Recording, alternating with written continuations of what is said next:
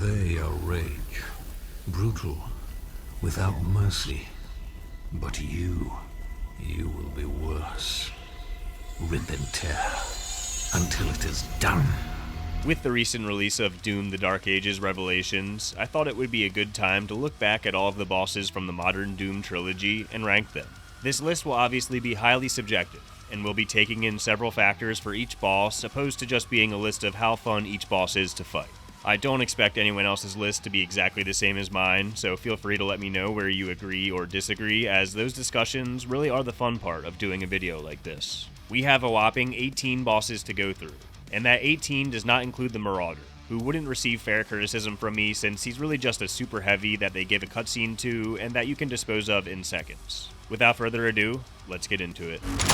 Starting off at number 18, we have Calibus, the Sightless Judge. I really like Calibus's role in the lore, and the Sightless Judge is a badass name for a giant brain.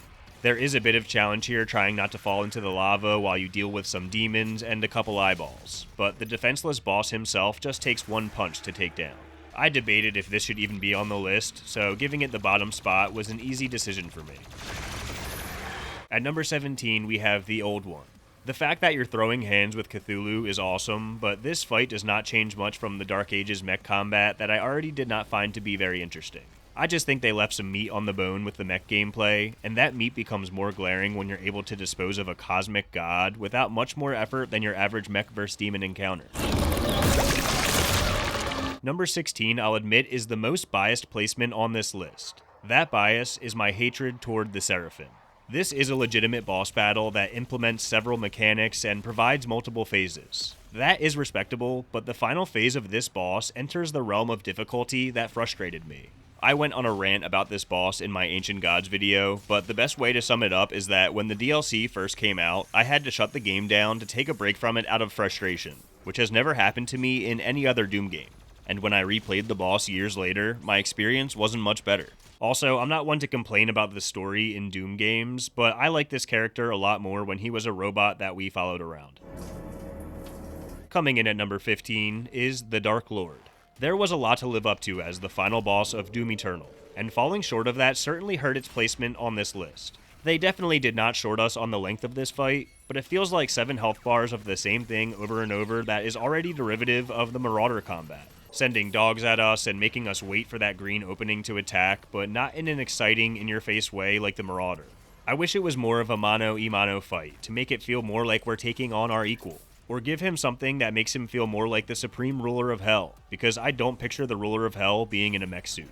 To say something nice, I like the backdrop of the second arena during this fight, even if it is reusing assets from the base game. I've heard that this boss and the DLC in general were rushed due to issues related to COVID, which helps explain some of its shortcomings but doesn't make me like it anymore. Next up, at number 14, we have the Azric and Witch fight. This is another final boss that was a disappointment for me. I love a good 2v1 fight, but they just did not do anything interesting with that concept. You only fight one of them at a time, and the one taking the back seat might as well not even be there, as they just spit out the least threatening balls I've ever seen. And the person you are fighting doesn't do anything exciting either. I feel like you could easily think of something more intriguing for a witch to do than simply shooting balls out. The disappointment also lies in that the Azric fight that takes place before this one was way more interesting, more difficult, had more phases, and was more epic. The final boss doesn't always have to be the best boss in the game, but to not check any of those boxes I just listed is a crime. Alright, with all that negativity out of the way, the rest of the bosses on this list I would say I either like or love overall. So the rest of my criticism is more in the vein of splitting hairs for the sake of ranking. At number 13, we have the Doom Hunters. I'll start off by saying this enemy doesn't really have the gravitas of a true boss, which is clear by it becoming a recurring enemy that really isn't too scary. But I do like what the Doom Hunter brings to the table. The lock-on missiles forcing you to dash adds a new challenge, and the option of plasma rifling his regenerating shield or going straight for his sled adds a wrinkle that we haven't seen elsewhere. I like the oh shit moment of having to fight 2 of them all of a sudden. You get 2 solid arenas to run around in, and my favorite part of the fight is actually the build-up to it. Watching him slowly get assembled as you make your way through this area before finally coming face to face. And even when you do come face to face, they slowly reveal what you're up against piece by piece. These Doom games do not get enough credit for their cinematography and direction, if you ask me. Enjoy what is undoubtedly my finest work. Coming in at number 12 is the Trial of Maligog. This is not your average Doom boss battle. We're fighting a series of flying eyeballs protected by giant lament configurations that we have to punch into the shield in the center of the arena. What makes this fight great to me is that the cubes take your eyes to the sky while demons chase you on the ground, in an arena that you can fall off the edge of.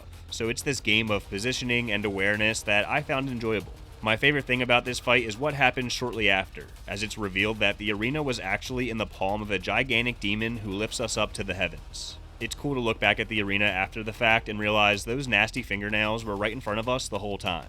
Next up at number 11 is the Gladiator. I really dig the look of this enemy and his gorgeous shield. I also always get a kick out of being stuck in a Gladiator arena ever since I played Ratchet & Clank Going Commando growing up. My main issue with this fight back when I reviewed Eternal was the first phase felt boring and drawn out. That was largely because I was playing like an idiot trying to dodge instead of shoot when the green indicator came up.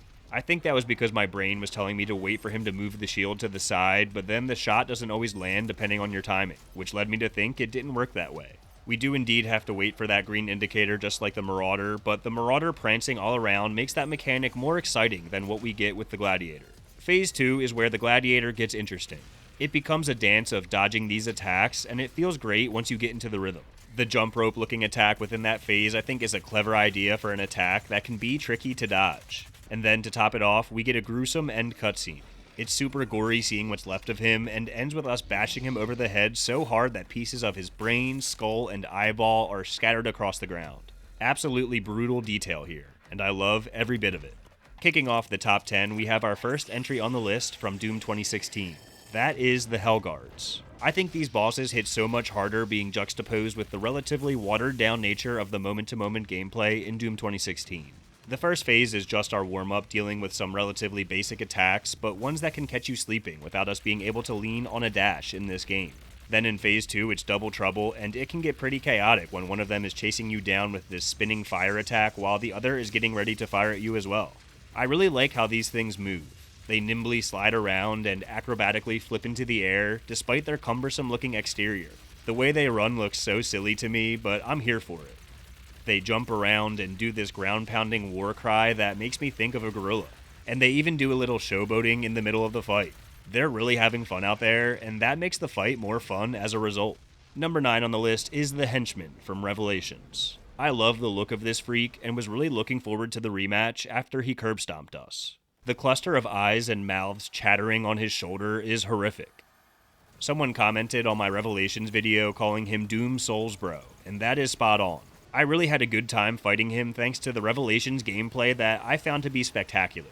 Being able to swing around the arena thanks to the floating turrets he spawns is great fun. The backdrop of Phase 2 is a spectacle with lightning crashing and aerial warfare giving life to the sky.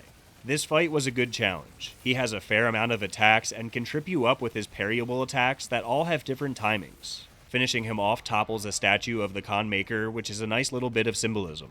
I was a little disappointed when there wasn't a Phase 3 to this fight, but like I said in my Revelations video, that feeling was quelled by the reveal that this wasn't actually the final boss of the DLC. Next on the list at number 8 is the Bishop, Creed Maker.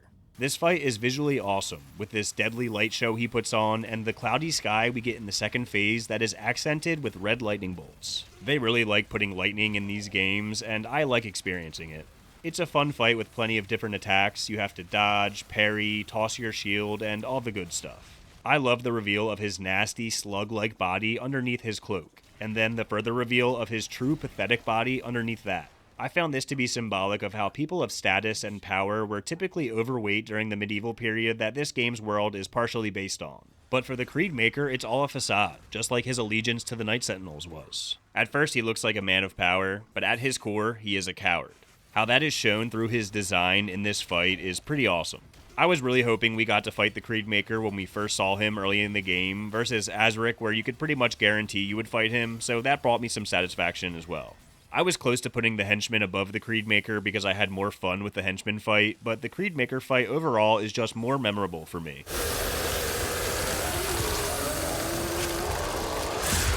Sticking with the Dark Ages, at number 7 we have Enhanced Azric. This fight jumped up a few spots for me after replaying it for the third time for this video.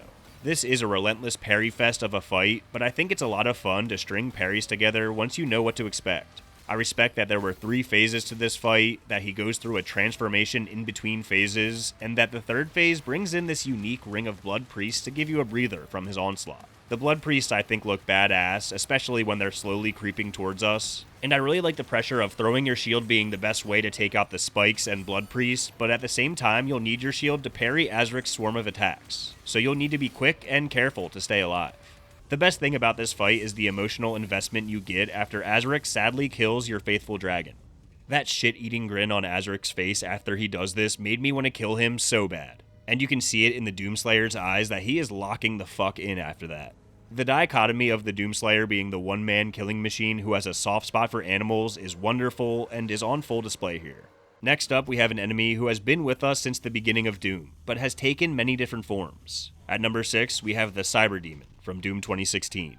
This was awesome to see the new version of the Cyber Demon, and I love his intro, jump scaring us and then slowly raising his weapon to initiate the fight. It's funny, my brightness settings must have reset since I last played this, because this is what the fight looked like when I played it for my review last year, and this is what it looked like when I just replayed it for this video. This seemed too dark to me, but honestly added to the fight by making it much scarier with him literally disappearing into the shadows. It had me feeling like I was playing Doom 3. I think this is a fun fight that thrilled me when we dropped into hell and watched him resurrect. Him pulling up the stone firing range looks so cool every time. This is a relatively simple fight, but one that I enjoy, and I always like seeing a new design for the Cyber Demon. Alright, we've made it to the top 5. And at number 5, we have the Icon of Sin from Doom Eternal. The scale and the backdrop of this fight is so epic. Also, seeing the Icon of Sin fully realized after just being wallpaper in Doom 2 is amazing, and was a moment that made me stop to admire how far the Doom series and video games in general have come. I was talking to someone in the comments recently about how the Icon doesn't really do much as a boss, and you're really just dealing with all of the other demons chasing you. They have a point, but taking it all into account with the demons and the Icon himself, this fight kicked my ass. Personally, I really like the Icon element to this fight too. In terms of what he does to us, him smashing his fist down in a rage and shooting pentagrams out of his forehead. That's fucking awesome. And in terms of what we do to him, having to target each body part is the only time we've seen that on this list. And what it reveals as you damage those body parts is this bloodied up creature that is truly terrifying to look at. Seeing this beauty of a creation towering over us with the most ominous sky I can imagine behind him that beautifully lights up with blue and red from the cracks of lightning and the shower of meteorites. This is an absolute spectacle at a massive scale that the franchise has yet to top. Following that up at number 4 is Zal Goroth. In my Revelations video, I said this is mechanically the best boss the Doom franchise has ever seen, and I stand by that. Zal Goroth throws so many different attacks at you. I love that the fight makes you take to the skies, but the floor is also disappearing below you, so you need to be careful where and when you land. I also love that this was the only time in the DLC that I actually had to use both the spear and the shield to survive. There are so many things to process during this fight with all of the different attacks and hazards that I was white-knuckled up having a great time during this fight. Gameplay-wise, this is my favorite fight, but it does not land at the top spot due to the design of the boss being just a larger cosmic elemental with a crown, and there was no cutscene or emotional tie to the character through the story. Number 3 on the list is the devious Khan Maker. I love the Khan Maker. I love the lore side of her that she is a sort of angel from this universe's depiction of heaven, but while heaven and hell may be depicted as polar opposites, they are actually working together. This arena is amazing appearance-wise. That unique Urdak architecture that I find fascinating, a halo behind the Khan Maker that appears to be a window to Earth, and another ominous sky accented by lightning. I told you they love lightning, and so do I.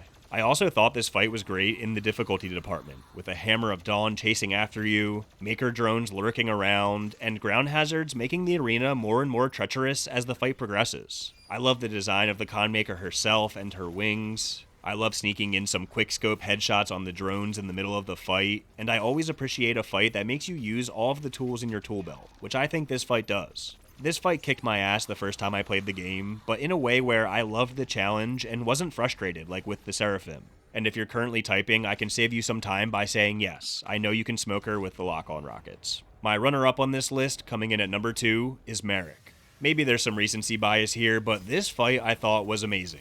While it didn't have the insane variety of attacks like Zal Goroth or the same degree of making you dodge, duck, dip, dive, and dodge, this fight was still a great challenge and was really a different challenge from the other 2 bosses in Revelations, with him being up in your face. The 3 phases all brought new attacks and additional layers to attacks we already faced. Seeing him sprout wings like that of the Khan Maker was awesome, and seeing the Khan Maker appear above him while she brings down beams from the sky like we saw in her Eternal fight made me giddy.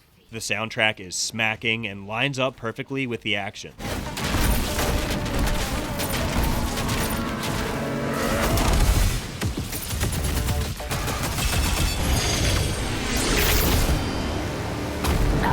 And I'm in love with Merrick's design, both visually and functionally. His new appearance with his Maker-styled armor looks great. The skull cap armor is so rad. I love his swords that look like the Crucible we used in past games, but with that Maker yellow instead of the usual red. And I think his arsenal of attacks is brilliant. He sends out tremors of light attacks similar to the Creed Maker fight, which makes sense given that he's now been corrupted by the Khan Maker. And he spawns dogs like we saw with the Marauder, which makes sense given that Marauders were resurrected Night Sentinels who sided with the Khan Maker, just like Merrick. This is a prime example of how reusing assets isn't always a bad thing. You can do it in a way that elevates those assets. We have finally reached the top of the list. My number 1 boss in the modern Doom trilogy is the Spider Mastermind from Doom 2016. This fight just made me so happy. It was so awesome to see the Spider Demon brought to the modern day, and they could not have designed it any better. Finally chasing down Olivia Pierce and then watching her be replaced by the Spider Mastermind was electric the first time I played this. The Spider Mastermind I could watch all day. I like getting up close to it and just watching it like a freak. Its fingers closed together and its brain pulsating while it focuses is an amazing visual. Not to mention the red flames firing out its sides while it exhausts the blue smoke onto the floor that adds great atmosphere to the arena. In the background, sparks are flying and lightning is crackling. It's beautiful. She goes from zen to this psychotically playful expression so quick. And that playful expression I think perfectly captures the look of the Spider Demon from Doom 2. But after doing some damage to her, that face starts to look more horrifying. Apart from appearance, mechanic-wise, I think this design is stellar too. She comes at us with her legs, lasers, bombs, and electricity that makes us need to race our way to one of these platforms. I love how she has lasers to protect herself if we get on her blind side, and that she flips upside down. I don't know what this accomplishes, but it's cool to witness. Blowing a BFG through its brain is the perfect way to end this fight, and the electronic music in this fight also fits so well for a giant brain with robot legs.